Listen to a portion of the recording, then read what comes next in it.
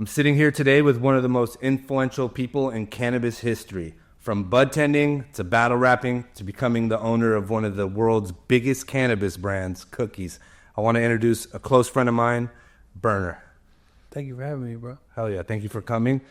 We've known each other for over 5 years now. You've always supported me, always supported Traditional. It means the world to me. We've done a lot of stuff together. We got some crazy stories that we could talk about. Probably some we can't talk about on here, but... Well, the good ones we can't talk about on here. But, the fact is that they're there, and I appreciate those good memories because they're fucking epic, timeless memories for sure. Still creating them today. It's crazy world and crazy times we're going through. And, you've been one of the most influential, visible faces in cannabis. Just start off soft and, when was the first time you smoked weed and how old were you? First time I smoked weed was in sixth grade. I don't remember how old I was, but I was probably pretty young. I was in Arizona, and back over there it was all Mexican brick weed. So we rolled up some weed in a Walgreens receipt because we couldn't get no one to buy us papers at Walgreens. We were trying to get some zigzags at Walgreens, and they wouldn't buy it for us. We asked 4 or 5 people, so we were like, "Fuck it, let's just use the receipt we got from the candy we got." So we rolled it up, and maybe the ink got me higher than the weed at the time, but I remember saying, "I don't feel it," and what? It's your first time you don't feel it? I'm like, nah. We smoked another one. I still don't really feel it, but then I guess I did feel it because we ended up at Burger King. We went crazy over there. 6th grade Burger King, I ordered 2 Whoppers, 2 fries. We just went crazy over there. Just first time I ever smoked. And it's been going ever since then. Oh, yeah. I like that. So what role has cannabis played in your creative process, whether it's music, business, your branding? What role has it played in it? I think it's just the best dot connector ever. I've connected a lot of dots with cannabis and met a lot of great people. I think it's been a great networking tool for me. That's been the best tool for me. Of course, it kind of sparks creative when you're designing or making music and stuff. But I feel like the kind of way it connected me to people has been the ultimate tool. I like that. So, how do you like to smoke weed, Bern? You smoke blunts? You like joints? You like bongs? Nah, I can't smoke bongs anymore. I feel like I'd fucking have a heart attack off a bong these days. I don't know why, but I really just enjoy a nice loose J. I roll my joys, this kind of loose, so when you hit it, it's just the cherry is just glowing up and extra airflow. So I like to smoke joints. I feel like I could taste it better. It's also the ritual of breaking it down, smelling it when it's broken down, rolling it, lighting it. You know what I'm saying? I like that ritual for sure. The first time we hung out, I was like, oh, let's roll a joint. You're like, no, I'm going to roll you your own joint. Yes. And then is that a thing you've always been like that where, because I was like, wait, this is the first time I'm meeting Berner and he's like, I'm going to roll you a joint and here, this is for you. And then he just rolled me up. Man, I feel like we're certified weed bosses. We play with weed at this point. People gift us weed everywhere we go. We have an abundance for our own grows or stuff like that. I feel like at this point, it's kind of like the roster rule. We smoke our own, I think COVID's kind of changed it for me. I used to be very into tradition of puff pass, but I feel like after COVID and my why play, especially with the babies now, having little babies and shit, I'm like, fuck, I might as well just smoke my own. Don't worry about getting something from someone else. But I probably came right after COVID. Before that, roll it and pass. But yeah, right now I'm just smoke your own. We got enough of this shit. Just, we ain't searching for it. You know what I'm saying? We ain't in 6th grade anymore. We're kind of fading up to get sack anymore. We got what we need. So if you can name your favorite strain of all time, I'll give you 3 of them. Your top 3 favorite strains of all time. And which one would be underrated? I think my number 1 favorite strain of all time is probably the original cherry pie, the one that I got when I first had it in my hands, not the stuff that's floating out there today or stuff that people found their seeds, but the first batches of cherry pie. That shit was so unique and so special. The way the texture of it, the way it smelled in the air, the way it tasted, it's probably my top favorite one. I kind of vary, but right now when I think about shit I wish I had, it's probably that. Obviously I always say this in every interview, but there's some shit back in the day, it's called Pelly, aka Champagne, and that shit just burned crazy and it had a crazy unique smell in the air, and only one group really had it, and we never seen it again. And I've offered $100,000 reward for the people in Canada that could find it, and I got 100 G's if you really find it, because I want to buy the cut and grow it out here, and no one's ever been able to kind of produce or come up with it. So Pelly, I'd pay 100 G's for a cut of that just to smoke it, not even monetize and sell it. And obviously, Girl Scout cookies has to be in the original cookies, the original Thin Mint, the bubbly, super crazy, blue cookie type tin. That shit's just the one. Little tiny nugs. Small little compact buds. Small little compact the buds. blue leaves and fucking that bubbly ass, ambers. It's just so good, dude. Like so good, dude. I'm gonna shock you one day because I still have that cut. You got the one. I got the one. See, I ain't gonna lie. A lot of people tell me they have the one, and they just don't. Like I look at a bunch of shit. It's like it's not it. There was some shit, back in the days when we did that. A bunch of it wasn't stable. So like maybe he'd grow one and maybe they had pop some shit. It's just like the ones that we had back in the days when I first came around were super super special. I haven't really seen it in a long time now. There is a homie that's been preserving it for about 17 years and I know exactly what it is because I've seen it. I got it off him. We're about to probably get it back from him. Jai gave it to him back in the days. You know how shit is. Before we had these beautiful grows and nurseries all organized, shit like that, it was like, yo, I got this over here at my spot or this spot. Sometimes spots get shut down. Sometimes landlords trip. Sometimes shit gets raided. So someone that's been preserving this cut is ready to bring it back to the table. Is actually a family friend of ours. I didn't even know he still had it, but he still has it. And if I get that back, it's fucking on pop. Speaking of the cookies cut, how did that come about? Did you pick that phenotes? Now, so back then, so the first phenols we helped pick were like the gelatos. Like we had like the taste tests and actually the selection. But back in those days, it was just a turkey bed that was brought to me and was like, yo, this is the cookies. Cool. I just put it on the map. So, there's different variations of it. And I know the ones I liked a lot. There were some that are a little darker than others. There were some that had a little more minty taste than others. Some that had a little more OG lean type vibe to it. But I know which ones I liked out of those batches, but I didn't get a chance to select those back in the days. Do you think that a lot of people made genetics off of that strain, like crossbred it and used it to create a bunch of strains? Not just that strain, but cookies, Girl Scout, cherry pie, gelato, biscottis, like a lot of our shit that we really put on the map worldwide. Like, I see a lot of debates about who did what. You can say what you want to say, but we put that shit on the map. We put it in the right hands. We irresponsibly kind of leaked certain things to different groups, and hey, I'm glad I did because now there's a bunch of different menus with it. But yeah, they made a lot of menus with that for sure. When you say put a strain on the map, I think, how would you describe put the strain on the map? So you would be the influence behind the strain? I'd be the one like back in the day selling it. People from out of town would come by work. I'd make sure I put that in their hands when they're buying 100 purples or 50 OGs or, 100 bubbas where here's 25 perps or, here's 25 cooks here. Here's 10 cherry pies and we sell them for the highs. So the hype kind of came with the bags. There wasn't a lot of them. And they were high priced, so people would kind of treat it like luxury, right? We put it in the right hands. We branded it. We rolled it out properly. I rapped about it. I kind of really marketed and promoted to where people were seeking for it, and they were able to get their cuts. A lot of people tell me to this day, I paid $10,000 for a cookies cut back in the days. I paid $20,000 for a gelato cut back in the days. The reason why they did it is because the hype that we put behind it was so real. People were seeking for it, and when they got it, they did great things with it. So when I say put it on the map, I literally mean put it on the map. Like, motherfuckers took that shit and ran with it. So I think people wouldn't believe this, but you're saying back then you were selling 25, 50 OGs. What were the price for those cookies back then? Like 100 OGs at a time, but like 25 cooks or cherries. Back in the days, bro, like I was just talking about the other day, like when I was selling shit, it was 4,800 locally.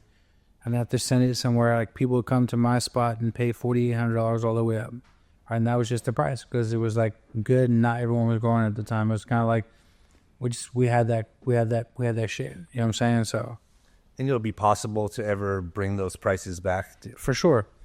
It's gonna take someone putting respect on themselves and what they have. Like a lot of this weed be really good, but because it's oversaturated, people feel the need to blow it out the door. I feel like if you find something special and you take the time to roll it out properly and you put love and care behind it, just like you did when you grow it on the way you roll it out and release it, and if you keep it to yourself, there's definitely a way to bring it back. I'd pay $4,800 right now if I found something I really love and I couldn't get nowhere else. You're about to pay $100,000 just for a cut that you're looking for. There you go, right? So it's like if someone had a pee of some shit that was like, oh my God, I have to have it. It's like, no, there's only 3 of them. What do you mean? Well, you can get a zip? Nah, I want the whole pee. Nah, you want to get a zip? Well, what's it going to take to get the whole pee? Well, fuck it, give me $4,800.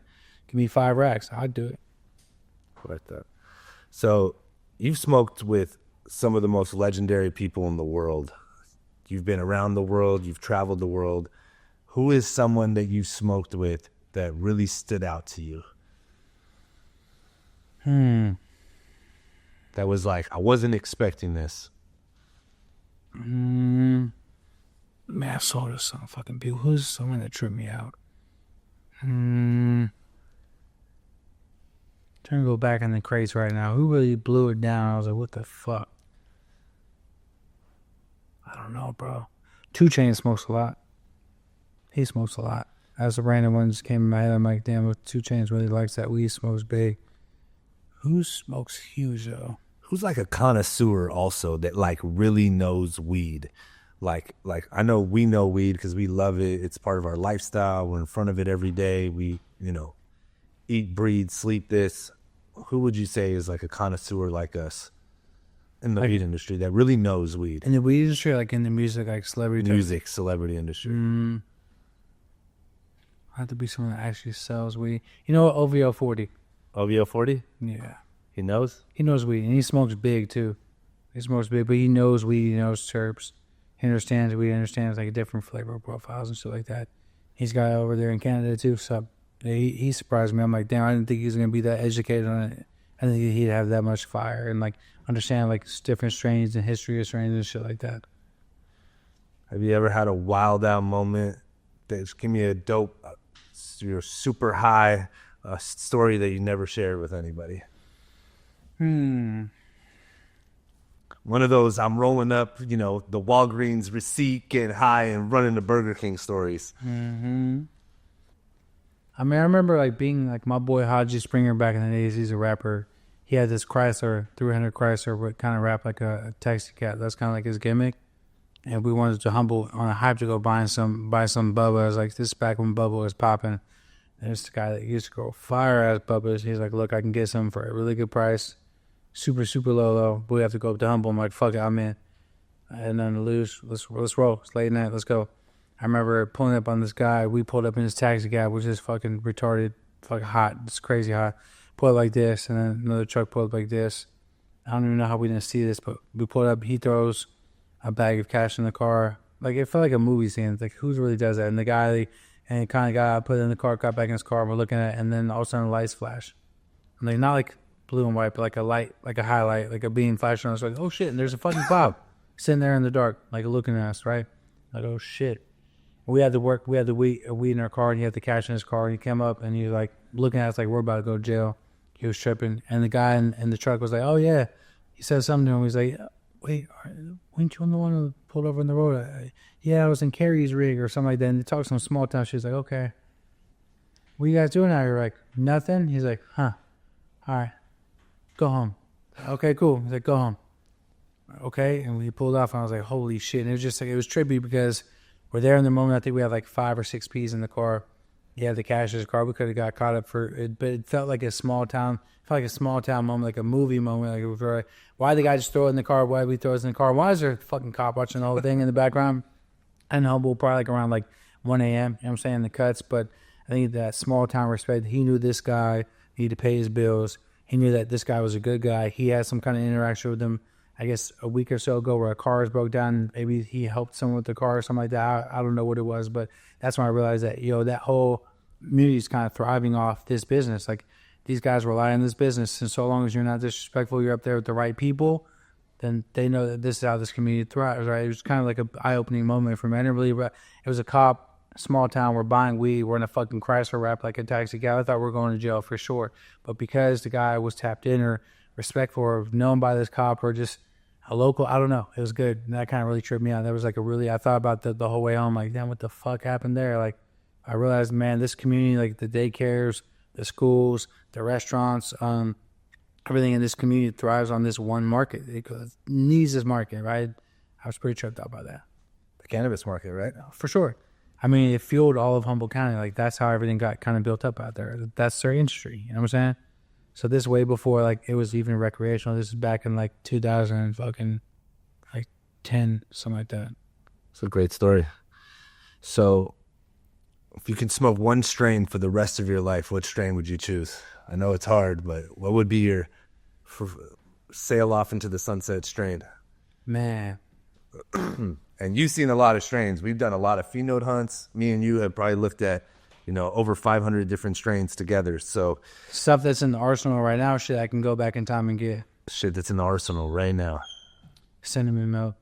Cinnamon milk? Yeah. Yeah, I see you promoted that a lot. You love that cinnamon milk strain. It's hella good. Like, it's got the candy on it. It's got like that cream on it. It's got the gas on it. It's like super good. It's fire. I like that. If you could do a strain collab with anyone, dead or alive, who would it be? Man, it'd be with the fucking guys behind the Champagne back in the days. That was coming from Canada, and that shit was like, it was nuts. It was like, the whole room would smell like an ivory soap piss. Like, it just smelled nuts. It tasted crazy. It was different than like a Bubba. It was different than like a cookie. It was different like an F1 Derby. It was like its own thing. That shit was amazing, bro. Like, I remember buying that shit in high school. 10 sacks, 20 sacks. That shit was the best, bro. It's insane. You know, it's crazy that you're saying that too. Do you remember like the juicy fruits that used to come from Canada? And then like the White Widows that used to come. And People talk shit about Canada, but back in the days, they really had shit on Smash. No, they did. I just think that like the mass production of it was more like the juicy fruits, right? They come in the crazy sealed packs. Smell like laundry detergent almost in the packs. And then, you know, but there was small people in Canada that had fire ass weed back in the day. They were able to get it out here too. They had the whole system down. I'm not gonna say what group it was, but it's a very popular group.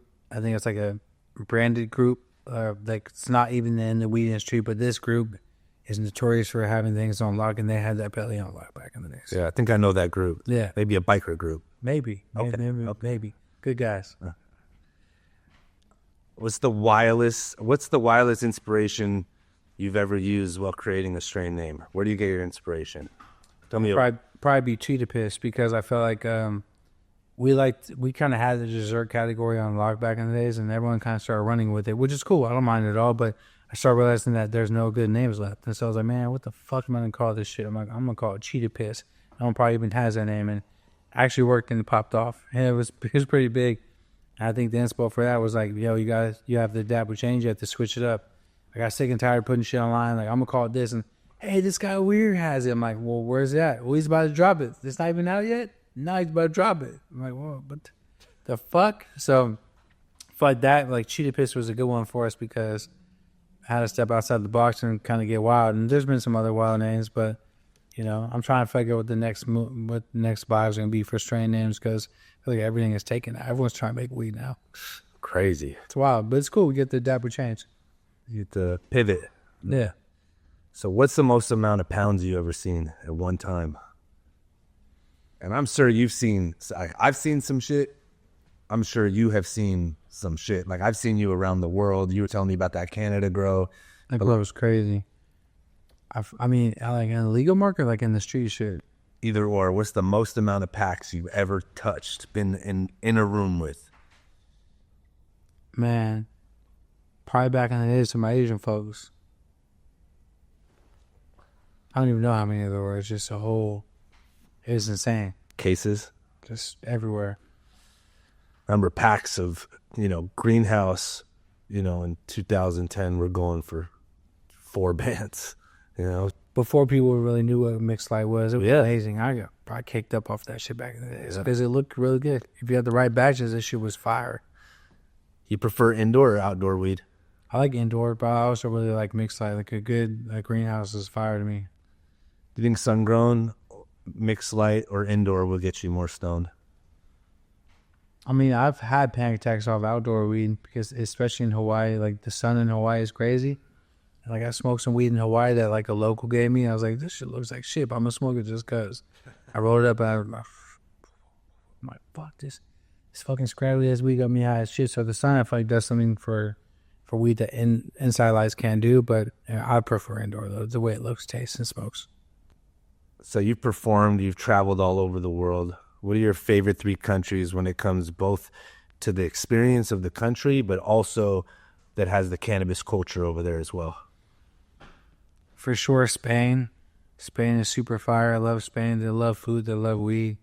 The culture there is alive. I feel like Germany is really interesting too. I went to Germany back in the days, not now during like the Mary Jane festivals and shit like that, but back when I was on the radio, like in 2000, maybe like 7 or 8 to 2008, and they were super juiced on weed and hash back in the days. I loved the way that they brought it to me and they presented, and I liked the way they protected me when I got hot in the clubs and the hotel. Like, the excitement for weed was really, really alive back then. So I can only imagine what it's like now.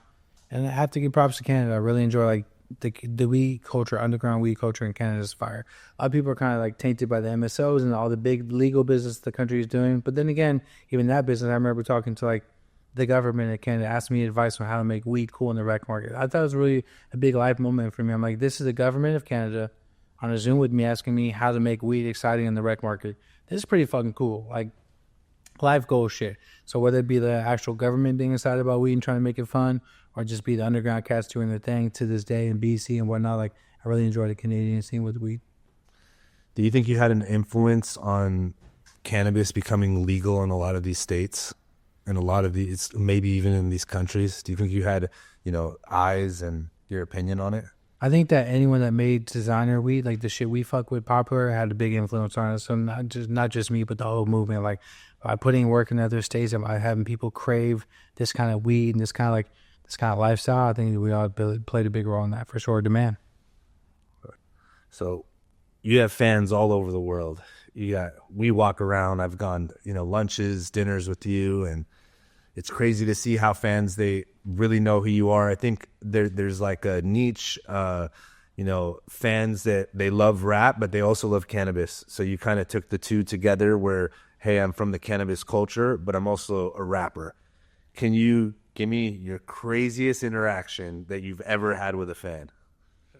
There we go. I want good or bad. What? Give me one good and one bad. I'll take good and bad. I mean, I was taking a piss one time and some fan just started talking to me and wanted to shake my hand. And I'm still taking a piss, like literally. That's kind of the running joke now because I'm like, this guy was so adamant about just chop it up and burn. I'm like, bro, I'm taking a piss, man. My hands aren't even available right now. Even if they were, I would feel guilty dapping you up right now. So that was a little cutty, man. It was a little awkward, It was a little weird, to say the least. I think the best memory I had from a fan was my sister works at a hospital, Stanford Hospital. I went to go see a cancer patient one time, and I visited him as a child, and he was sick, and I just kind of came to just give him love. And I didn't even know how he knew who I was, but he was super juiced on me coming to see him, and I heard from him many years later. Finally, he was still alive and doing well, and that was a good moment for me because I'm like, damn, this guy made it. And like that, him making it helped me out later in my life with my cancer situation. So I remember when I was going through my shit, I'm like, remember that kid though? He did it. Like he was there. Like he was really, really ill when I saw him. It did not look well at all. I felt so bad for him and his family. And I left him like, damn, this kid might go. I remember giving his girlfriend advice about what to do when he goes, right? Because that's the kind of shit they're asking me. Why are they asking me this? Just a fucking rapper guy, right? I remember having a good moment with him. I remember seeing him later on in life, and he was totally fine. He was healthy. He was juiced. Remember, you can't see him like, oh shit. But that conversation helped me out later in my situation, so that was a good moment for me. So the fan, like, that's what music is for. It really helps people do some shit. Yeah. It's a great story. It's a good one because it's real. I think like, music might help people get through some tough times, but those moments of those fans will help us get through some tough times. It's like full circle shit, Yeah. Well, so what's the day in the life of Berner? What's your ritual? Wake up like at 5 a.m., check current events on Twitter, pop up out of my bed like around 6, shake it ready for the day, hang out with the babies for a while, definitely smoke a joint like around like 6:37, and go do my shit until about 5 p.m. Now I try to work till about 5 p.m., come home to the babies, get my son in bath, do like nice get him to bed type rundown, just chill with my girl. I mean, some days like the last 10 days I've been doing music. We'd wake up at 7 and fuck around for the morning, go to the studio around 10:30, 11 a.m. and leave there around midnight. So when I'm working, I'm locked in for like 12 to 13 hours. But if I'm at the house, my routine is like get up around 5 a.m. and get back to the house around 5 p.m. That's kind of my goal. Yeah. A little balance. It's a great balance. So you've been in this game just like me, from George Bush being president, then Obama being president, then Trump being president, then Biden being president. Now we got Trump being president again. So what do you think people today don't understand about the medical market from the 215? The 215 era was like the ideal time for us as operators. We're able to like give weed to the customers a lot fresher, a lot less headache, right? We can go buy a pound from a vendor and put it on the shelf within 10 minutes. All right, like we can sell deli style to where people would come in and take a bong hit real quick and they liked it. Cool, you can back up 7 grams. And in my store, you can say, I only got $18.12. Cool, I can type that number in there. Give me everything I need to give you right there from the gram weight. Cool, $18 or whatever cents gets you this much, right? Factor in all the tax and all the shit like that. So I miss being able to be flexible when you sell weed. This whole pre-package with the crazy-ass taxes is insane. At the time it takes to get our weed harvested like this to be packaged and tested and QC'd and quarantined to the shelf is fucking insane. It makes no sense. And I feel like the magical moment of cannabis is right there in 215. I feel like we really need to focus on operators and make sure they're able to sustain a business. I think 280E is fucked. How can you operate with 280E? It doesn't make any sense. I feel like I'm watching more and more great operators and cultivators and just legacy people fall off the map right now because they just can't stay in business. I see people I really respect from the weed game now selling hamburgers. It's like, what the fuck?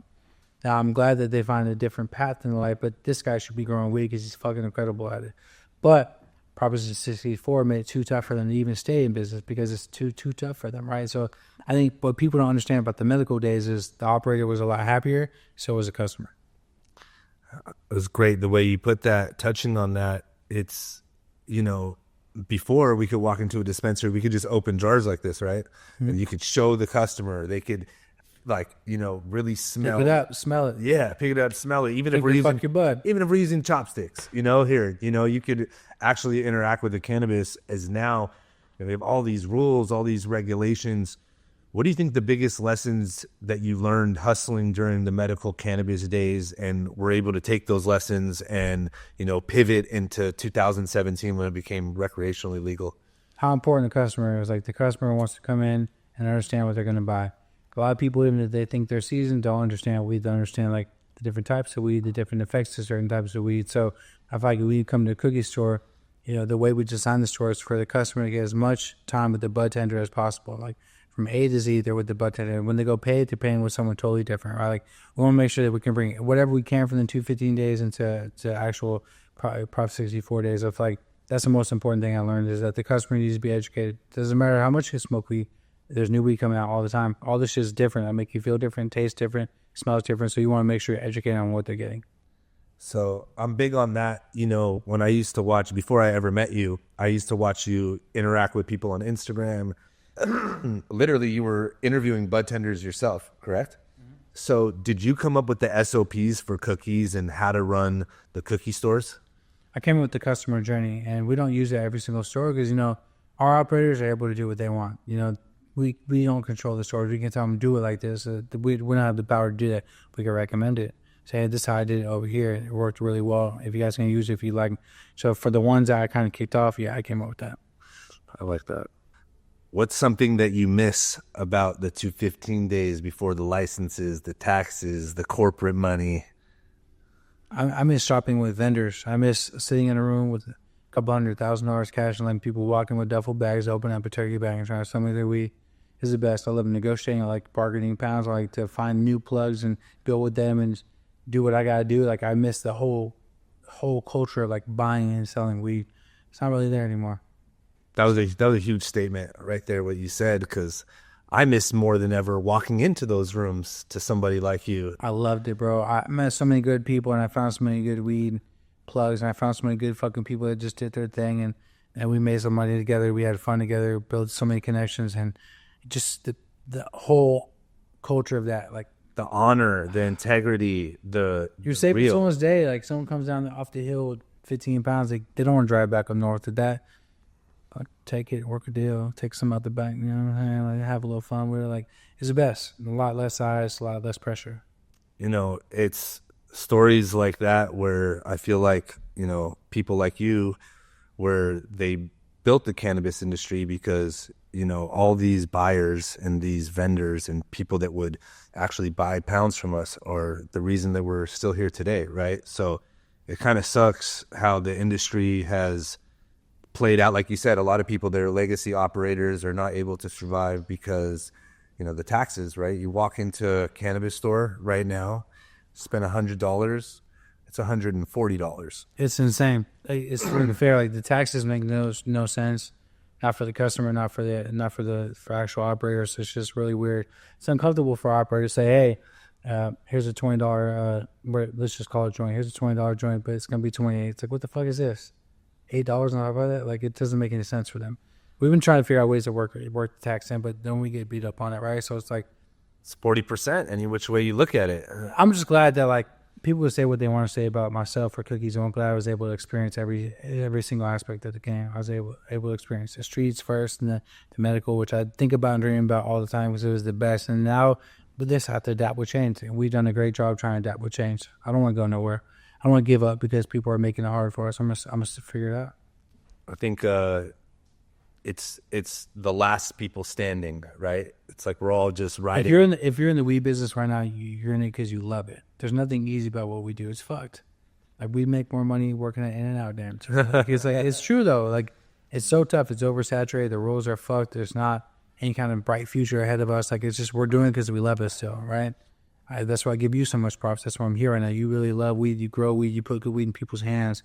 You do your best to make sure it's affordable. You keep innovating, pheno hunting, trying to find new strains. Like I talked about earlier, when we're in the grow, you have to be creating new menus. We're constantly creating new menus. We have our R&D containers popping off right now, finding new strains, pheno hunting. Like that's the best you could do is try to bring the best to the people. Because if you're not making it interesting in the rec market, you're fucked.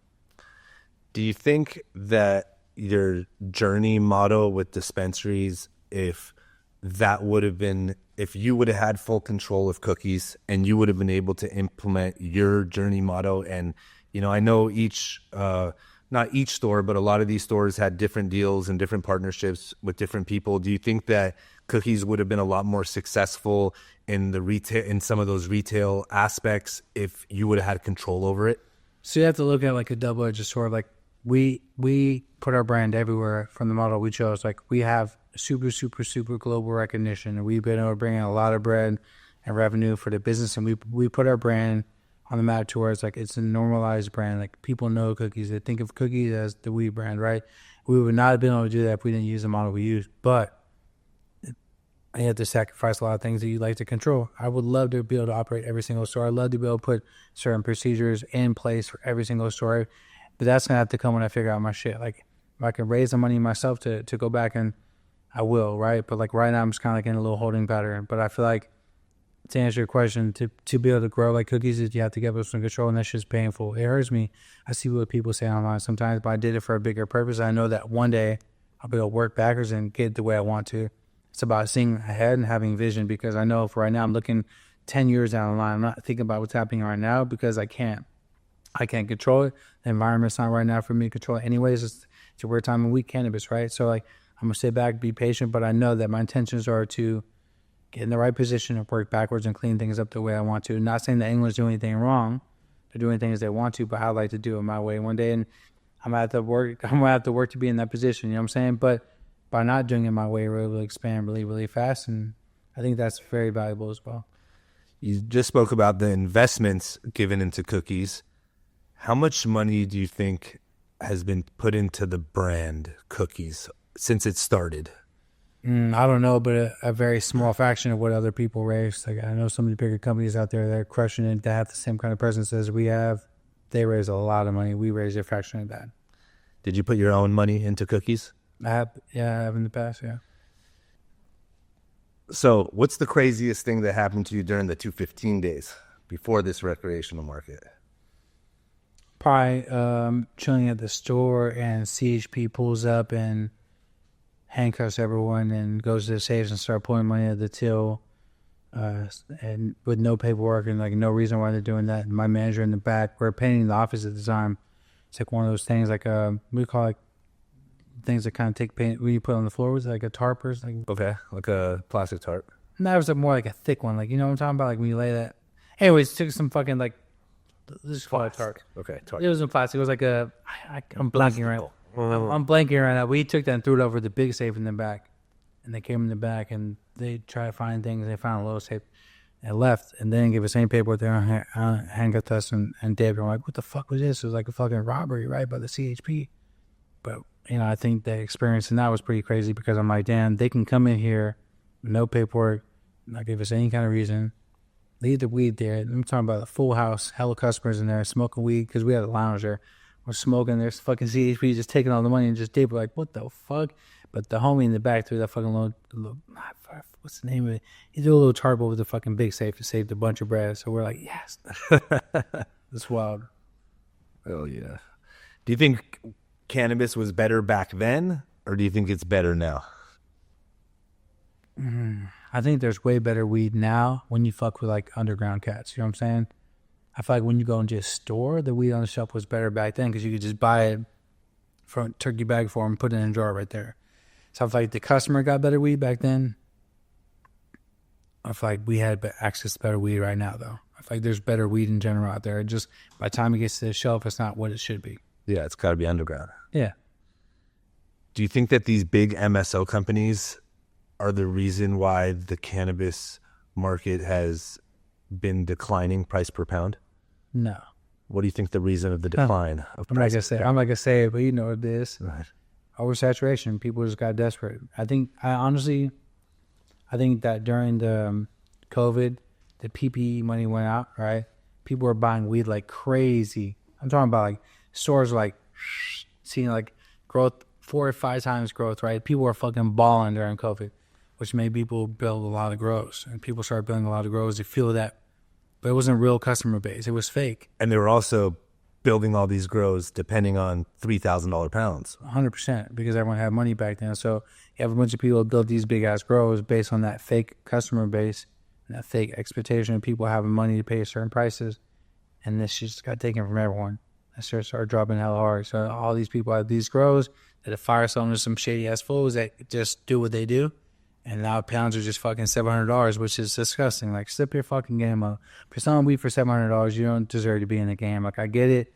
I understand there's shit everywhere, but be creative. Like, come with something better. Like, drive the prices back up. If I was trapping right now, I would not be selling pounds for $700. I wish I can jump back in the trap to recreate what it's supposed to be. I wish I could reset this bitch in there and fucking show them proof you could do it. You can bring a fucking $3,000 pound back. You just bring something special to the table.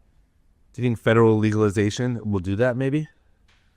I don't know, man. I don't know what's going to happen with federal legalization. I think it's been dreamed for so long, we don't even know what it is anymore. Do you think the cannabis culture was better back then, or do you think it's better now? It was a lot better back then, bro. Like, in the Proposition 215 days, I've never seen people really argue over weed. It was like, it's very like community driven. Like, people were fucking with each other. We're all in the same ball game. We're all getting money. We're all having fun. There was rivalries for sure. There's debates about on the forums about genetics and who did this, of course. But the temperature in the cannabis game right now is fucking. Oh my God! It's at all-time high. Everyone hates each other. Everyone's coming for the same dollar. Everyone's in a panic to kind of get to the top. Everyone's trying to build the most powerful brand. Like, it added a kind of sense of cutthroat and like urgency that we just didn't need. Like, I missed the 215 days because bro, shit was just chilling back then. You know that you even said that is a huge statement, but I'm gonna say it anyway. I watch the First Smoke of the Day, a lot of their clips, a lot of the times. And, you know, I've done a bunch of deals and, you know, over 23 years I've been doing this. I've never done anything else. And I would trust 50% of the people that I've never even met on that show with a handshake deal than I would trust 99% of those MSO companies that would give me a locked up signed contract. I think that weed people are more honorable, even ones that I never met. I think the weed people are some of the most honorable people in the world. I've done this my whole life.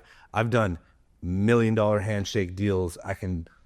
So many times, no contract, no nothing. I've done the most buttoned up contracts in the world. Big lawyers spend tens of thousands of dollars to lock up these contracts.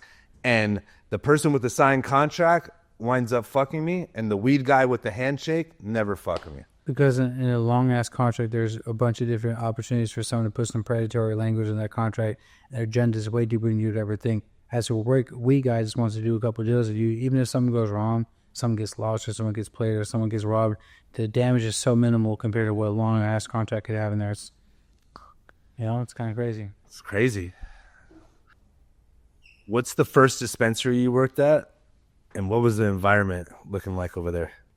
the hemp center in SF on Geary Street. It was kind of like Cheers. Everyone knew everyone. It was a good vibe. It was very community based.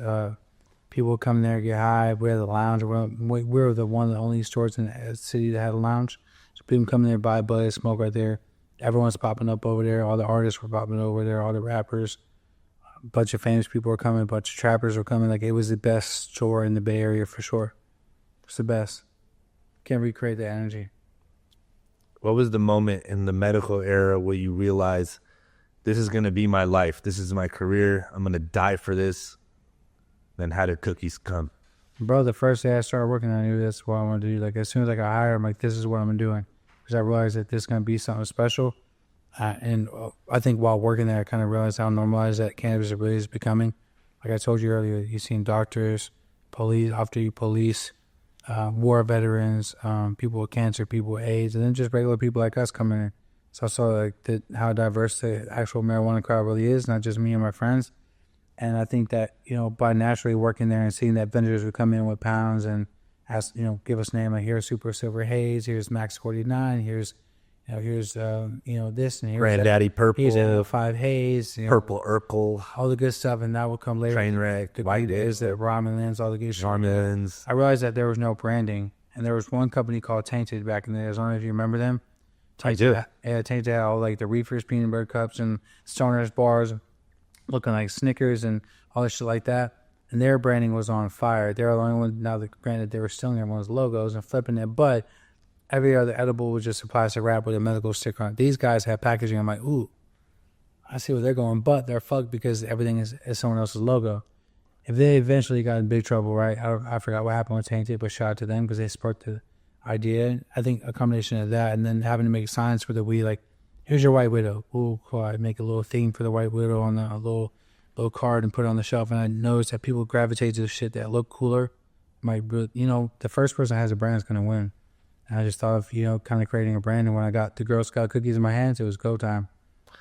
So when at some point in, while you were working in the cannabis industry, did you want legalization to happen? I still do. I want it to happen right, though. Like, I always wanted it to be legal so I can enjoy it when I travel around the U.S., just smoking bud like a regular guy. And I want people to be able to enjoy what we enjoy here in California. Good weed out the vine. Like, look at this shit, bro. Like, picture if you could be in fucking Atlanta and get a branch like this. You know how happy people would be if you could be in Texas and get a branch like this? Or, like, people would be juiced, but it has to happen the right way. I don't want it to be legalized like some trash-ass procedure where you can't get good weed anymore. That'd be shitty. And that's why I'm still in the game. Because we're going to do whatever we have to do to figure out the system, adapt with change, and bring the best weed possible. I think the medical market was more about the plant and the people and the love and less about the money before? For sure. And also, it was more about the money for the farmers and for the people traveling who were worried about getting money to feed our families. This is more like, let's build a multi-billion-dollar business that we could sell. And it's like, this shit just became really weird. Like, recreational really fucked the morale in the cannabis space up, I feel like. So you were working on music before Cookies blew up. What was the turning point when you realized cannabis could become more than just a side hustle and you were going to build this Cookies brand? I think just like watching everything go legal. Like, I saw Denver go legal. I saw Seattle go legal. Washington go legal. I was like, man, this shit's about to happen. Denver was the first one. Yeah, we're in California. We're going to be next. And we probably thought it was going to be great. I did. I'm like, when California goes and the rest of the world's going to go and the rest of the world goes, we'll be the innovators and leaders because we really do this shit all day. And so I still believe it can happen. I just feel like we have to get like that good, like a spirit back in the space. So Cookies is a worldwide brand. When you started it, did you ever imagine it would be as big as it is today? Hell no. No. That's a great answer.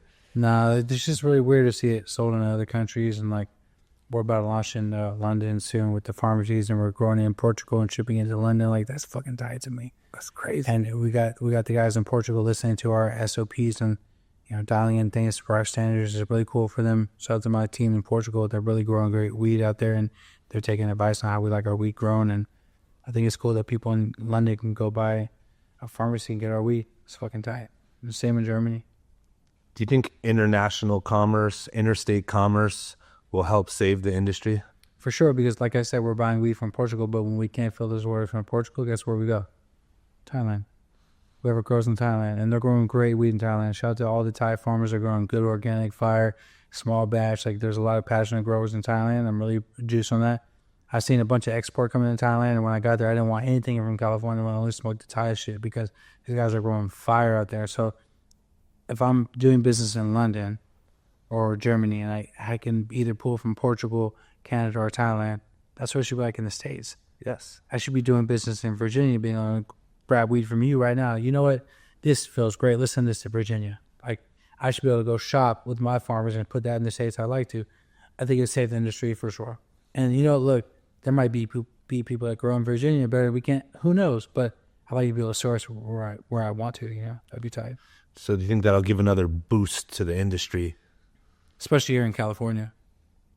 You know, the small farmers and, you know, the Northern California farmers are, you know, also a reason why I'm here today. It's like nobody, I believe, really had the pounds like they did in Humboldt, like they did in the Emerald Triangle.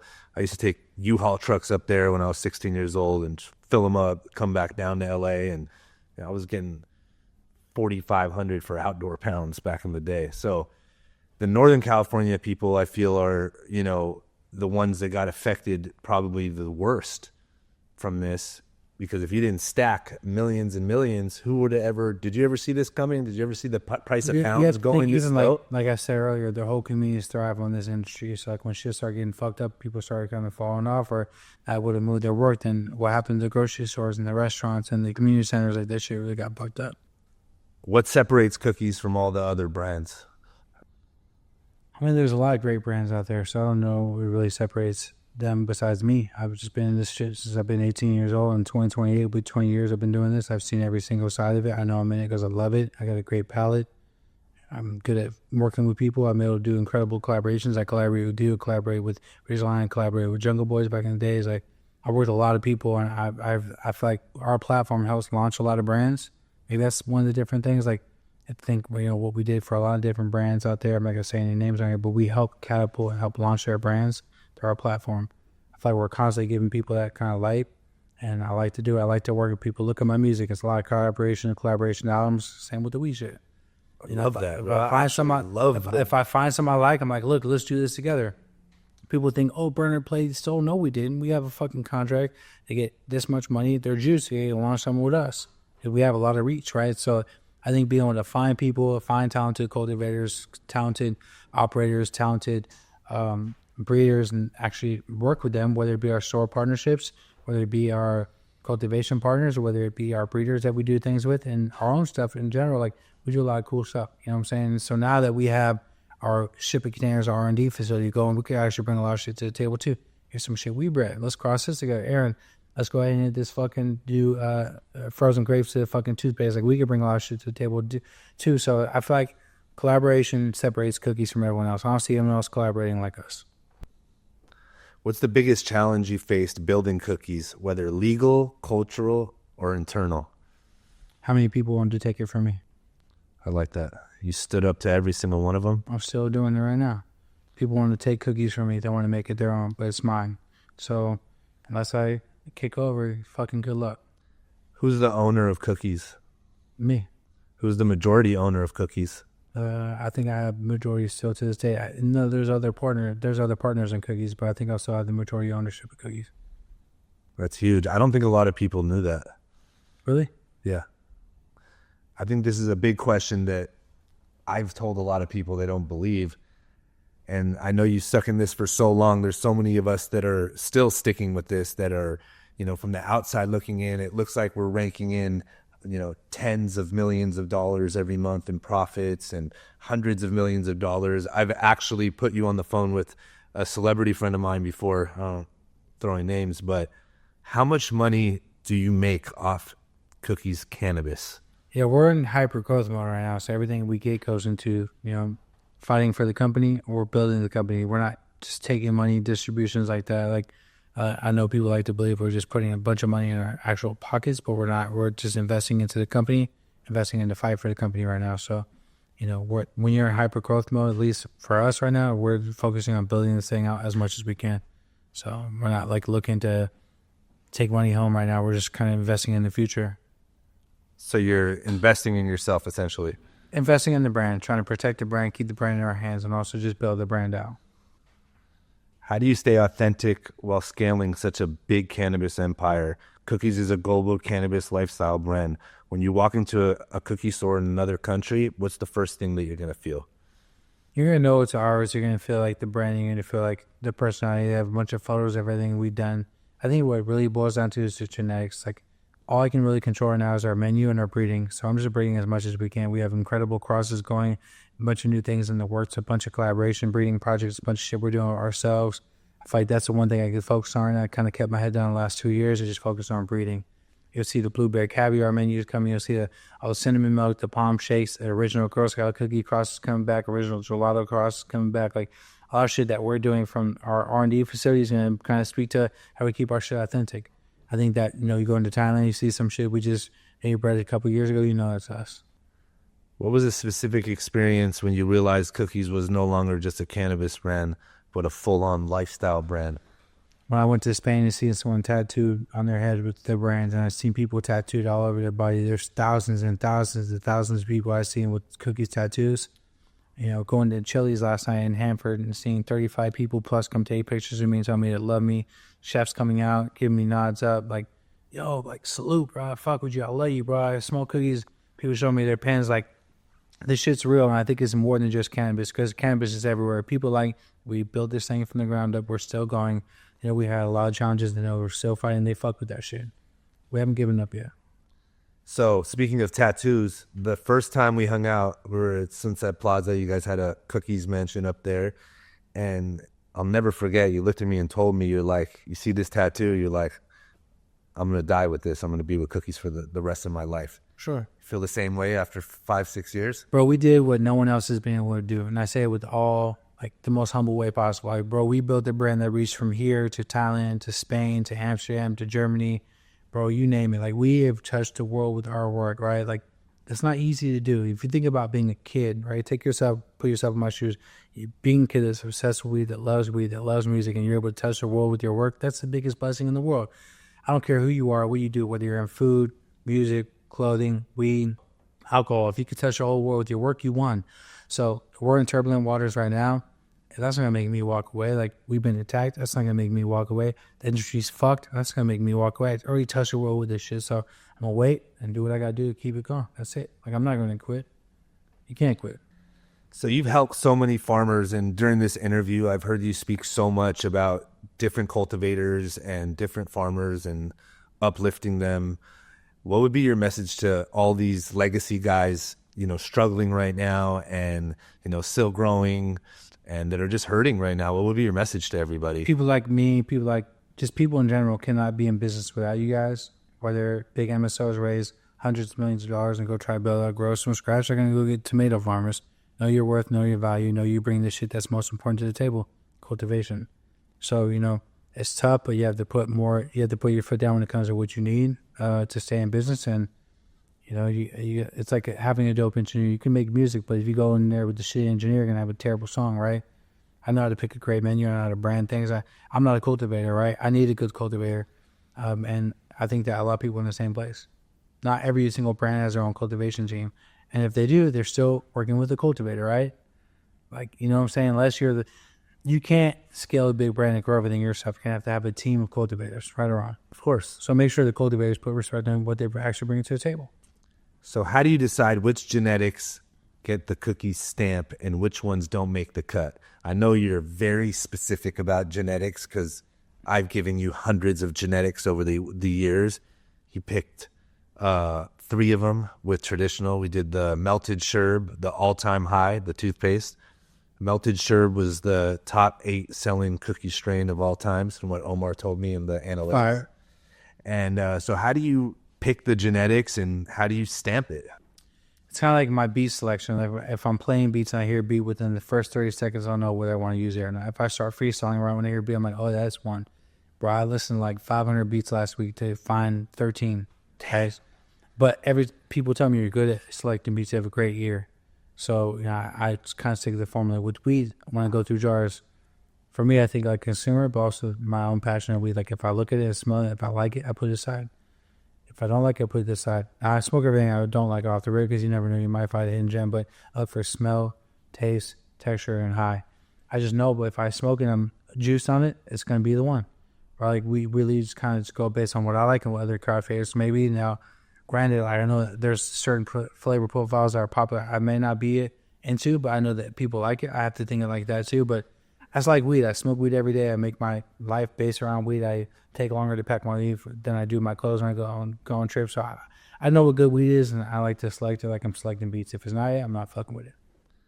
Speaking of not fucking with it, if you had to retire 3 strains from the industry forever, which ones are you cutting? Ooh. People are going to get mad about that. Say it. Man, that's tough, bro. I don't want to piss no one off. He said, I mean, Jack Herrera got to go. Like that whole Jack trip, like shout out to the legend Jack Herrera. He's a great guy. I met him. I know his family. I have no disrespect to them as a group because I love those guys, right? Like they're legends. But that terp, that you know what terp I'm talking about, right? Piney. Yeah, the Jack terp. You know what I'm saying? Like they got. We all know the Jack terp. Yeah, they got to go. I feel like at this point, I know which one you're thinking. Well, let's just say we looked at it earlier. I'm gonna say that one got to go because there's so much other better shit out there, and I feel like hash plant could go too. Oh, that's an old school one. Yeah, I remember the hash plant. It doesn't really have a smell. It's dull. It's dull, right? It's dull. Yeah, no smell. Huh? Yeah, the middle one should go so everyone else can find new things though. Isn't it crazy how we sit here and we just come up like the Romulan? Like you just threw that in my head. I haven't talked about Romulan in a long time. Like the hash plant. I used to grow that hash plant. We all did because it looked cool. It was like bubbly and like fires and how the tracks on, but it just wasn't. It wasn't it. Yeah, it wasn't it. It's a good. Maybe people use it for like breeding and shit like that. But I feel like there's so much good weed out there that we have to just keep looking for new flavors. That's what the customers want.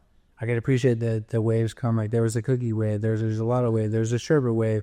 There's a candy wave. There was an OG wave. There's a bubble wave. There's a purple wave. But we have to spread it out, man. Speaking of waves, so I think the biggest wave in cannabis right now is the candy wave. What do you feel about the candy wave? People love candy, but I hate to see so many people making their brands based off candy. It's like, it's cool. Like, look, the shit you showed me earlier, I probably smoke a J of that and be juice right now because guess what? I don't smoke it every day. I haven't smoked candy like in that candy, like the actual strain that everyone's calling candy. I haven't smoked that probably in like 3 months. There's candy-esque strains. There's shit that has a crossover. There's a little Z in there. And I love candy profiles, but that one strain that everyone's using and re-rocking, it's like, bro, like, that shit got to go already. And I think it is. I think a lot of people are looking for cookies, OGs, sours, chem dogs. I see that kind of wave coming back right now. So speaking of candy, when we say candy is like runts, lemon cherry gelato, is that basically? When I say candy, I'm talking about runts and lemon cherry gelato. Okay. Do you think... So the runts, let's go to runts for a second. So runts was, I think the start of the candy wave. It was the first, yeah. Are you a partner in runts? No, but those are little homies right there though, for sure. I was partnered with them, but no longer. Do you feel like you had a big, significant voice into blowing up the runts and all the cookie stores and all the drops? I think just besides that, also like social media is a motherfucker. I was behind them big time, and that was before I was super shadow banned, so I feel like I helped them blow it up. But they put in a lot of work, like Ray Bama, LB. They put in a lot of work, and they were showing it to our booths and High Side and Renegade in there. But I called them Renegade Runs because they would pull it to our booth and just T-shirts. They were just hungry for it. They wanted it, right? They were around me for a long time. So if I contributed anything, I gave them the game. Ray Bama was around me when he was a kid. LB was around me when I started building cookies. They seen a lot of game. They got a lot of game. They were cookie boys before they were runs. They have cookies tattooed on their cookies chains. They saw and got the game from me. So if I contribute anything to them, it's pretty much the game. It kind of game them up. But they did a great job. They smashed. They're still smashing. Those guys are still killing it. But they're also starting to do crosses and shit like that too. I feel like runs crosses are great. We have some runs crosses. I feel like lemon cherry crosses are great, but single strain alone is the runs. Like having runs or lemon cherry and just trying to make 100 brands out of it, that's play it. Breathe with it. Bring the best out of it and bring some gas into it. Bring some different kind of exotic vibes to it. Breathe with it. Fuck with it. You know what I'm saying? Yeah, I think we all owe thank you to the Runts and Candy team, because no Well, matter what, they popped. I remember Ray Bauman came to my house with the most ghetto packaging I've ever seen in my life. I laughed at it. It was literally the Runts candy on the fucking sticker. I'm like, bro, you're crazy. He's like, Berner, is it the one? I open it, I'm like, Ray, it is the one. This shit tastes and smells great. Fuck it, let me get a pee of it. His partner at the time gave me a pee of it. I smoked it, gave it out, helped him pop it off. This shit was great. And they did, like, the one thing they could say right now is like, you know, the Backpack Boys guys and the Runts guys can go to bed and say, listen, we changed the whole world's flavor profile for a long time. Because the last few years has been that. That's life goal shit. absolutely. That's life goal shit. But what I'm having a problem with as a connoisseur is that everyone's taking that work and trying to recreate what they did. Yes, You know what I'm saying? absolutely. Let Runts and Backpack Boys had that moment because they did it. And they did it on a global scale. People like to smoke candy. New York is all candy. The problem I'm having as a connoisseur and someone that sells weed is that everyone's now taking that same work, trying to recreate that moment. And changing the strain name and calling it 10 different strain names. That's just part of the game. That's what's part of the game. I just call it lazy. Like, go find something unique. There's jars everywhere. Go find something special and pop it off. Don't ride the homies' wave. No, shout out to all the Candy team and the Runts guys and all that. They did it, bro. They did. They made everybody money. I don't think it's just, specifically one group. I think that they, put the strain on the map and everybody's solid, and anybody that got to sell a bunch of candy strains during COVID made a bunch of money was thanks to those guys. Yep. So that works. I don't personally know them that well, but shout out to those guys. I know them very well. That's just not easy. Like to do that, they own a piece of history now. That's big. And as people, as creators, as we guys, that's all you really want is to do something to change the game. You can go to bed at night and be like, I fucking changed the game. It's huge. If you could do a cookies pop-up in any non-cannabis location, theme park, national park, anywhere you wanted to, where would it be? AMC theaters. Why AMC theaters? You were so quick to say AMC. Because I like getting high and watching movies. I feel like it bring the movie theater game back. You go to the movie theaters, they're fucking dead. The movie industry is dead.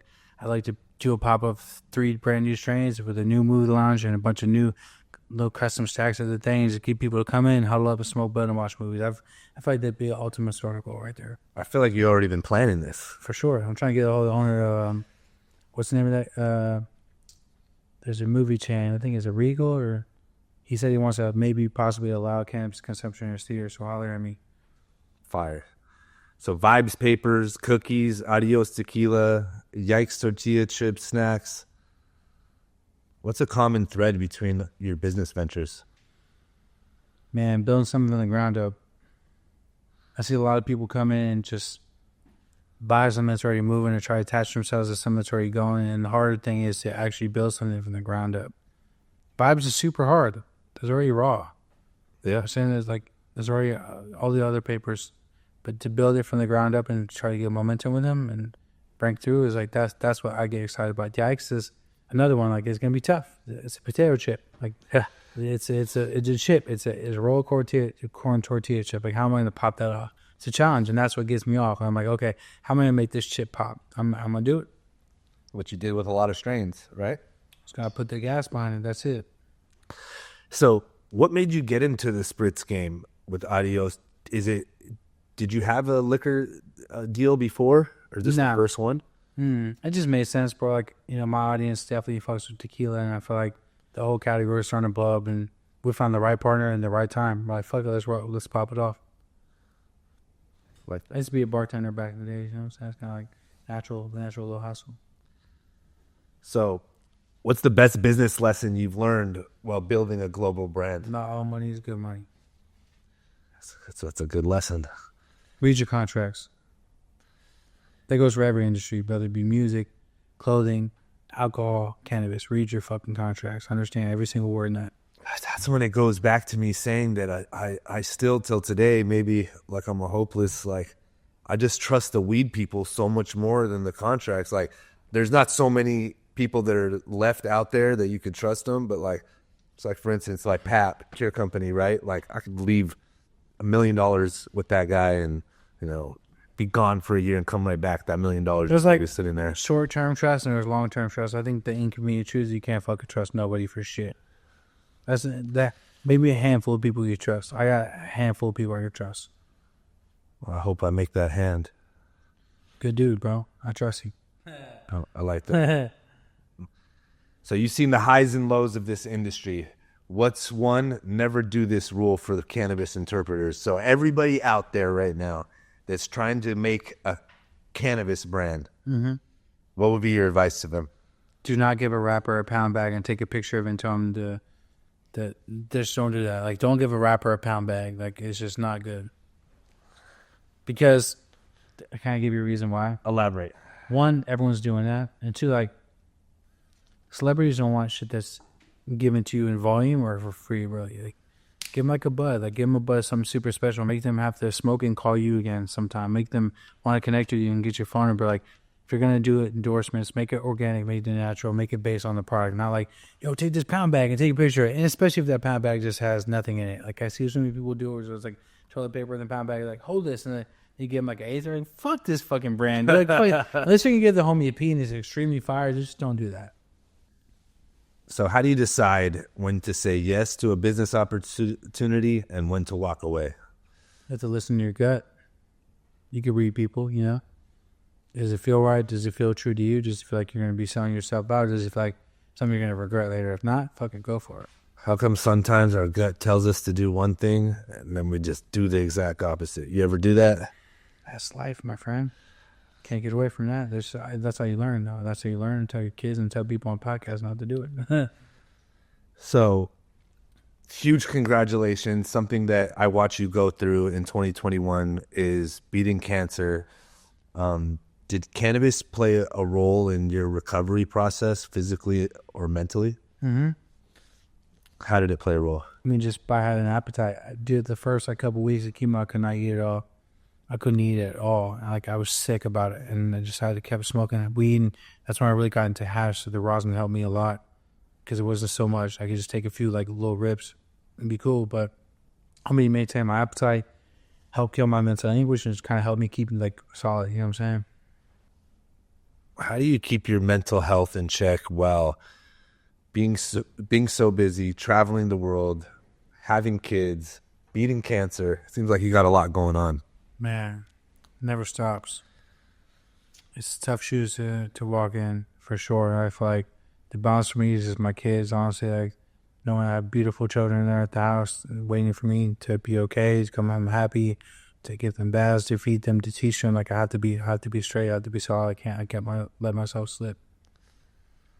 You know that. You got a little kid, you know? Yeah, it's actually the first time I've ever talked about that. So, right, like, kids really, like, kids make you realize that you can't fuck up, you can't fall off, you have to keep going, bro. That balance of having them at the house is everything, I feel like. So you've dropped dozens of albums while running a cannabis empire. How do you do music, business, cannabis, all in one? Yeah, I don't really give myself a lot of time to make music. I kind of treat it like I just did a whole album. I actually did 21 songs in 11 days. I literally just got done. So I was out here the last 11 days, didn't tell nobody. I locked myself in there, made 21 songs, and that's an album and a half right there ready to go. I think that what I do is kind of like lock in a small period of time, bang that shit out, and keep going. Like, if I made music every day or it took a year to make an album or overthought the creative process, I would never be able to focus on everything I do. Bang it out. It's like a journal. Which one of your projects are you most proud of musically? 20 joints in the that song went gold, just on some organic fan base type shit, which is pretty tight. I think the album I'm most proud of is probably Gotti. Okay. Yeah, it was a big splash. It's the biggest charting album I've ever had. I sat in the charts next to Taylor Swift and the Beatles and all kind of different shit. I felt like it was just good. I was fighting cancer at the time, so it's a good balance for me. It's good therapy for me. It was a challenge for me to make music in that kind of space. How has your music evolved as your life and business has grown? Gotten better at making it. I've gotten better at selecting beats, and I've been good at good collaborations and just good features and just solid rollouts and marketing. I think life experiences helped the music a lot. You can listen to my music from 2009 to now, and you can tell how much I graduated as an artist and how much I've learned along the way. I never claimed to be the best rapper. I just love to do it, and that's why I still do it. So I think I've elevated a lot over the years. You've done a lot of collaborations with Moneybagg Yo, Little Durk, I mean, the list, Offset, we could just go on and on. Who was really unique at Wiz? Who was really unique to you working with that you really unexpected artist? Yeah, Be Real was great to work with. Me and Be Real made like 4 albums. That shit was really fun for me. We have another one on ice right now too. We're gonna drop soon. He's a really, really talented motherfucker. He brings a good energy out of me. I think working with Young Dolph was super special as well. And we're just really fucking good artists, man. It's tough. It's crazy. The amount of people that you have as features is a lot. It's a lot of people that I think people wouldn't even expect. Yeah, and I've got songs with Damian Marley. I got all kind of shit. It's crazy. So how do you make these connections with these artists? Is it organic? Natural, yeah, organic. It's not gonna be, hey, guy. Like, it's like if I run into you and we vibe, let's do something cool. Yeah. So, was there a moment when you felt like during your Cookies career, like, I made it, like that's it, I could be gone tomorrow and I left my mark in the world? Yeah, for sure.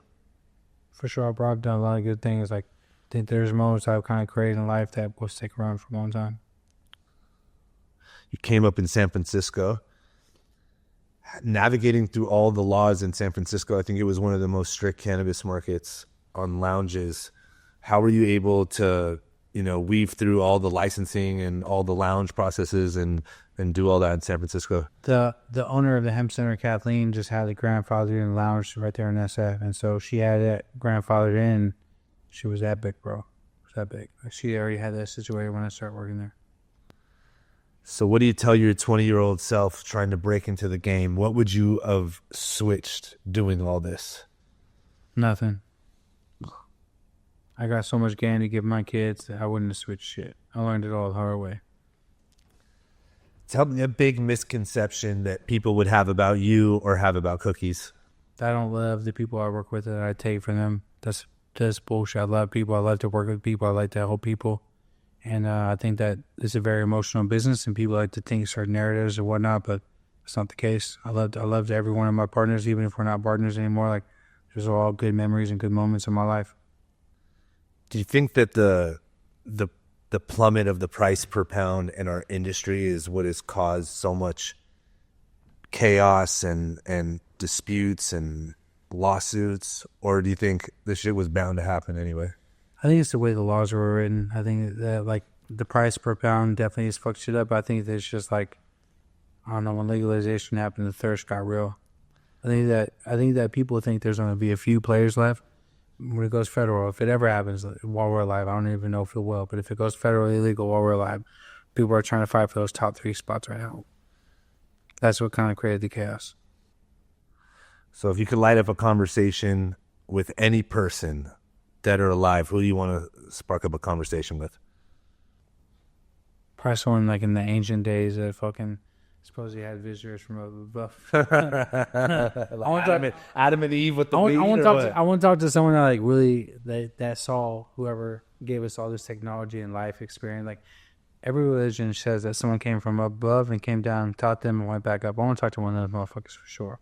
Right. Tell me what's what. Why are we here? What's popping? Like, I want to know the real. Like, I'm destined to figure this shit out before I go. So yeah, why did God put weed here? Why are we here? So we can connect. Why are we here as people? Like, what's the real purpose of this shit? Like, what's really out there? Like, what really happened in history? We now know all the history we learned is pretty much bullshit. So, like, what's real? What's not? So this is the part where is, to me, why I actually started this podcast was I believe that if descheduling, federal legalization, if it doesn't happen, then the price per pound will continue to plummet. I believe that the only way to save our industry is international commerce. That's the biggest one. I think how we were talking about earlier is if all of the growers can hang on in California and we can all lobby for, interstate commerce, international commerce, I think that everybody gets another 2020, a COVID run of, money back into our industry. Do you believe the same? I like the fact you said deschedule, not reschedule. We don't want this fucking thing on any kind of schedule. I think that a lot of people are pushing the reschedule. No, deschedule. Yeah, D, motherfucking capital D. Yeah. Deschedule. Deschedule, legalize, not reschedule. Reschedule ain't going to do shit but put MSOs in a better position to go do GMP corporate weed that's not even going to taste good. It's going to be a bunch of fucking bullshit with no crystals on it, fucking no terps on it, just fucking... I'm cool with that reschedule shit. Like, deschedule this bitch or legalize or fucking leave us alone. Like, that's where I see it. So recently I've been in talks with an advisor in the Trump administration and talking to him about descheduling cannabis. If Donald Trump were to want to sit down and have a conversation about federal legalization and the framework of it, would you sit down and take that meeting with him? I'm not political at all. I don't fuck with Democrats. I don't fuck with Republicans. I don't fuck with the Green Party. I don't fuck with anything. But if any kind of sitting president or any kind of sitting authority figure wanted to sit down and talk about talk about descheduling or legalizing cannabis, of course it's my fiduciary responsibility to the industry to do so, right? Like, but I don't have faith that the Trump administration is going to do it. I just don't. I thought they were at first, but I don't think they are. I seen the way he's talked about it recently, and he says there's a lot of problems with it. And maybe they'll reschedule it. We don't want that. Like, we want this shit descheduled. So what would you say to Trump if you were in a room with him? Would you bring him some cookies? I would just tell him, like, look, dude, this is the way that everyone eats, not just the government, but the operators that's actually putting in the work right now. Like, They created this industry, right? Right. It needs to be legalized so the people who actually really lifted this shit off the ground is still in business. If it goes into this corporate bullshit to where a bunch of real estate investors or, whatever they may be, kind of feel this industry, we're fucked. And there's going to be no industry, right? Let the people that lift this industry up to the ground while we're still here, because there's a certain generation. We're here right now. There's going to be time we're like 50, 60, 70. We can't do what we can do right now, right? Or we're all here right now in our fucking prime. We're fucking starving for this to happen. Make it happen. Because that's how everyone wins. That's how the government sees money out of taxes from cannabis. That's fair for the operator, fair for the cultivator, fair for the brands, right? Make it fair. That's the way to do it. The world wants it. There's a bunch of old grays in position right now that don't want it. Get the fuck out the way. The whole world wants it right now. Not just the United States. The whole world wants it. And we have to give it to them. I love that. I think that the world needs it, I believe, as well as hundreds of thousands of jobs, right? Saving, tens of thousands of farmers, all around the United States that, are losing their jobs right now. There's so many workers and there's so many people in cannabis, specifically California cannabis. I don't think our industry I don't think we've ever been affected like this, ever. I'm watching an industry I love, I live for, I die for, just die in the vine. Yeah. I'm watching it happen in real time.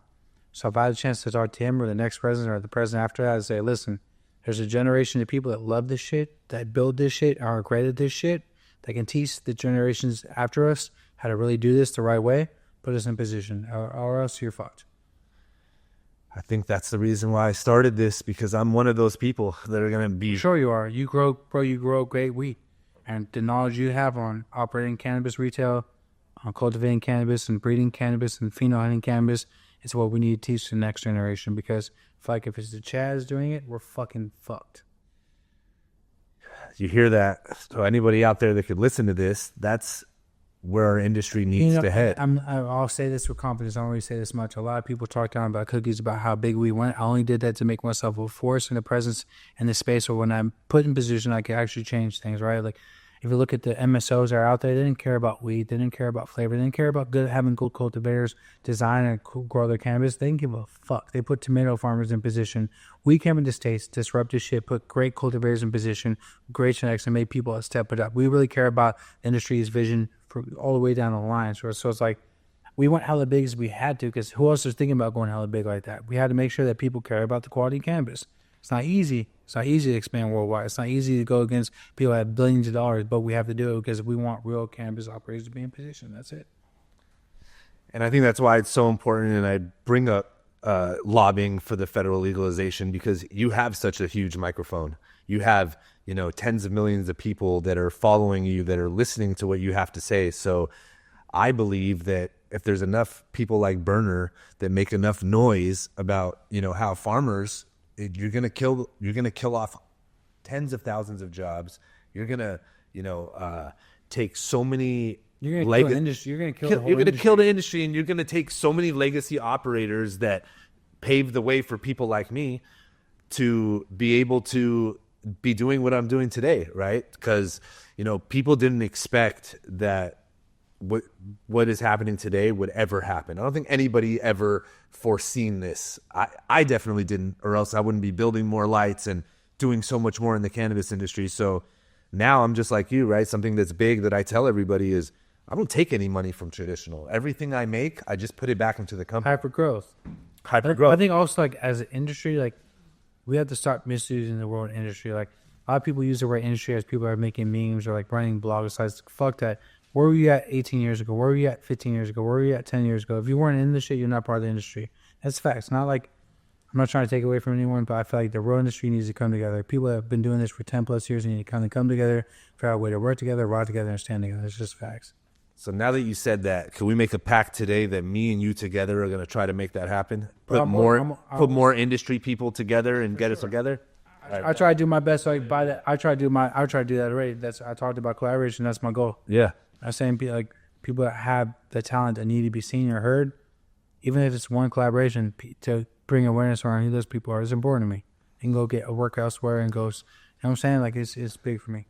And I want to thank you for doing that for me, because when I first started traditional, you know, I always just grew pounds and wholesale pounds, and I was always, you know, a big grower, and I never wanted a brand, but I saw where everything was headed and everything was going, and I never put my face out there. I've never been on interviews. The first time I ever showed my face on camera was with Sadiq Khan, the mayor of London, when he came through to this facility and toured. I did an interview with him, and he was supposed to stay for like 15 minutes. He stayed for like an hour, and he was just so interested with everything. By the time he left, he said, look, we want to bring this to London.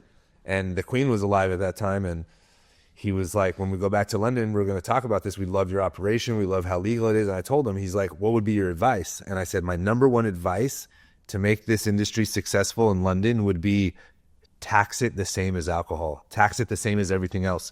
You shouldn't be taxed any differently. They shouldn't. Do you think that's the reason why California cannabis has operators are going under for sure? It's 40% at the retail. It just went up 4%. It's too tough. So I've been lobbying with, you know, Cocoa and so many different, you know, organizations just to save a 4% tax that just went up. But if you think about it, it's, what does that really fix? Okay, it's no longer 39%, it's still 35%.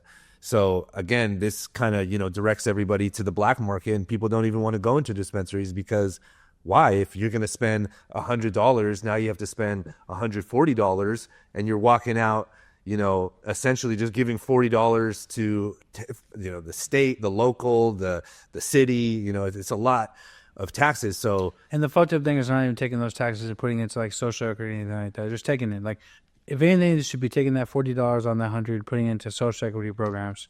Should be putting into like, they should be putting it back in the industry. They're not. Do you think that California had a big part in hurting our industry? Maybe. I mean, where's all this cannabis going? I don't know. That's a lot of cannabis. So, do you think that the Trump administration or the Biden administration would be better for federal legalization? Man, honestly, you're going to hate this answer, probably neither. So it takes someone like us to get in position. I feel like when someone from our generation, and this is like the inconvenient truth, I think people don't like to hear this. When someone like in our generation, when someone in our generation gets in office, it'll become federal. But the other generations before us, they don't get it. Don't get it. They're blinded by politics that it goes way deeper than what we know. You know what I'm saying? Like, it's some real political shit. It's very, very old. And I feel like it's going to take for those guys for time to come naturally. Not wishing harm on anyone, but when the time comes naturally and someone in our generation gets in position, things will change. Hopefully I'm wrong. I pray I'm wrong, because I don't want to wait that long. But I mean, I'm praying that we get federal legalization or descheduling in this administration. Man, look. We need it. We need the voice like you, Berner, to be out there all the time talking about Trump. You need this plant is, you know. Shout out to Mike Tyson. Mike Tyson's been preaching. He's been talking his shit. But, like, I feel like, man, descheduling is a conversation we should be having, not rescheduling. Rescheduling is a trash-ass conversation right now. Yeah, I like that. Do you think the cannabis community needs to rethink how it engages with politics? Less about party loyalty and more about just the results? Well, you heard what I said. Like, I don't care if it's Democrat, Republican, Green, the shit that Elon Musk is starting. Like, I will talk to anyone in power about legalizing cannabis for our industry the right way.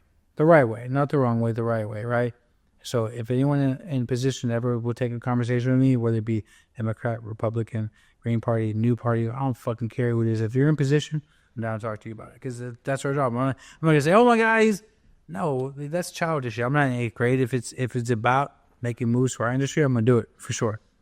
And again, while I started the podcast, I got commitments from 21 Savage saying, you know, I don't do the politics thing either, but if we could sit with Trump and have a conversation and this will help your industry. Man, listen, if I could sit with Trump, I could also tell him to tell ICE to lay back, have a conversation about ICE real humbly.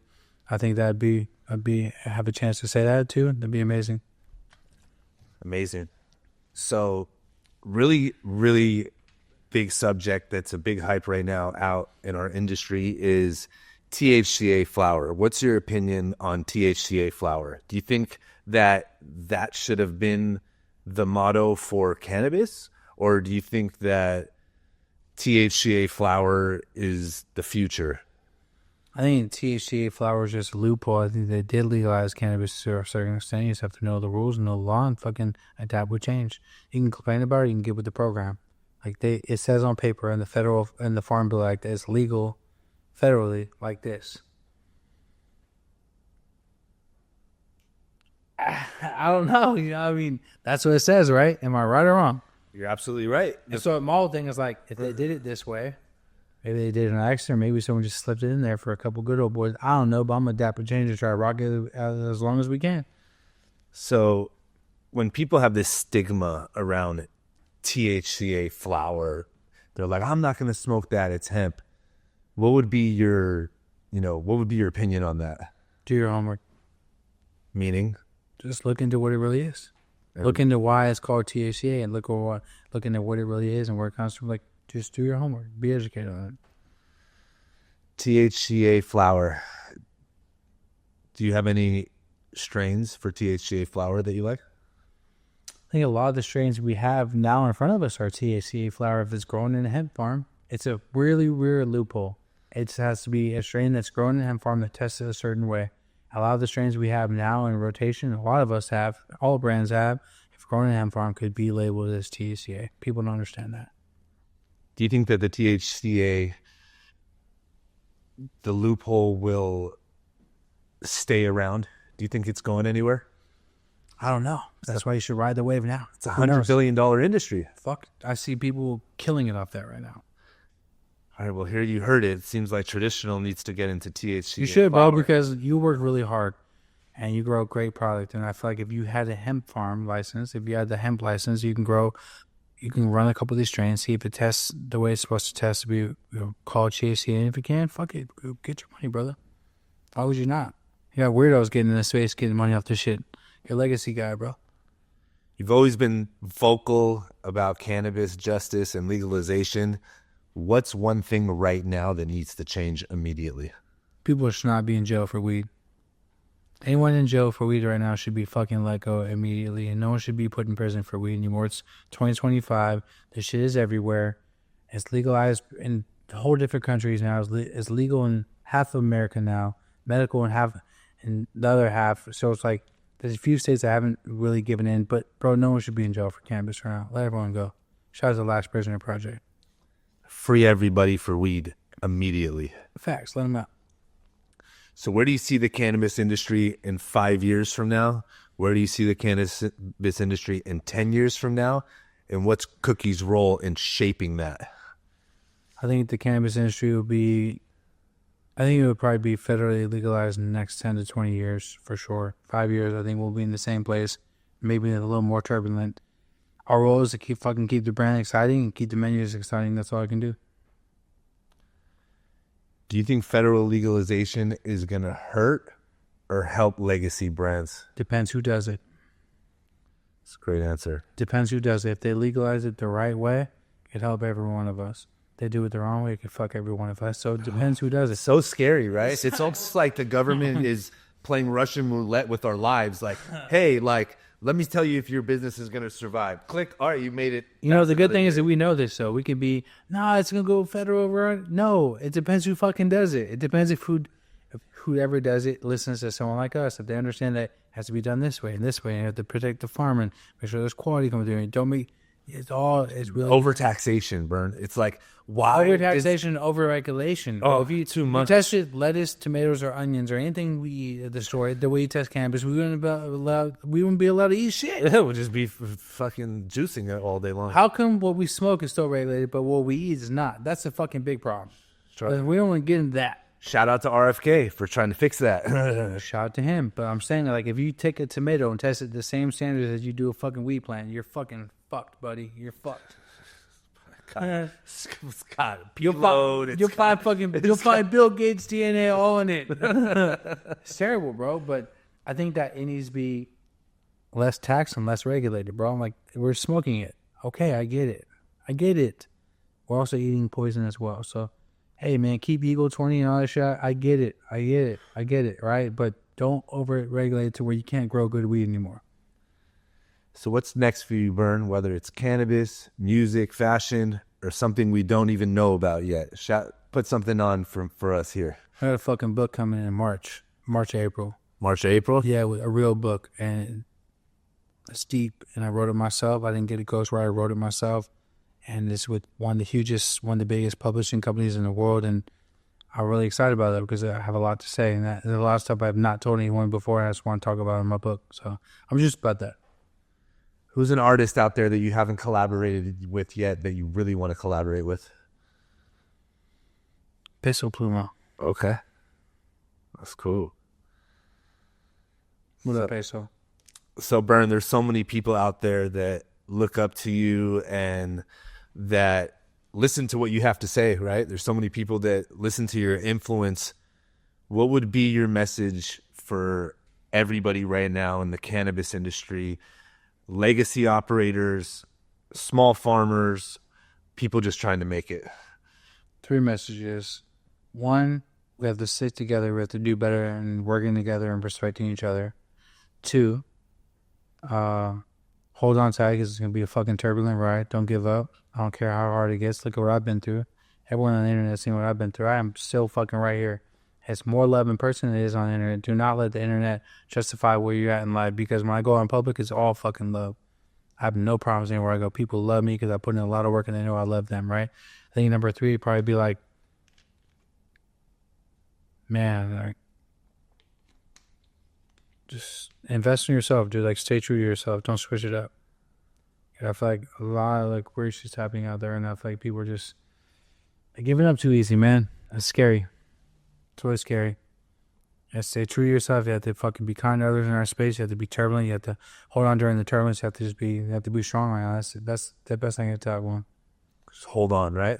Hold on. Don't let internet jade what's really happening. Don't fucking be disrespectful to other brands. Also, like, don't worry about the next man. The more you worry about someone else, the less you're going to focus on what you should be focusing on. Like, well, hating shit gotta stop. It's fucking terrible. It's whack. Smoke something good. Let this shit go. Yeah, something really resonated with me today that you said. I feel the same way. Is like, I like collaborating with legacy guys, right? I love weed people. Weed people are literally the people that got me here today.